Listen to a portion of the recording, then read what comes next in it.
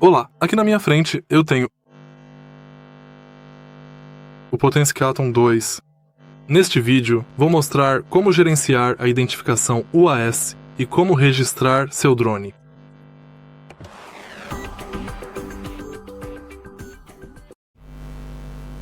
Para começar, vamos ao aplicativo da Potensic e as configurações. Entre em Segurança e Role até o final. Encontre controle remoto do Zekuma Identificação e acesse essa opção. Agora, verifique as leis locais, regulamentos e políticas para voos de drones. Registre o drone e verifique sua identidade. Toque em Próximo.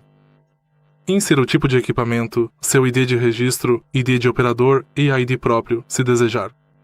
Depois de configurar, seu drone estará registrado. Se você achou este vídeo útil, por favor, deixe seu like, comente e se inscreva no canal.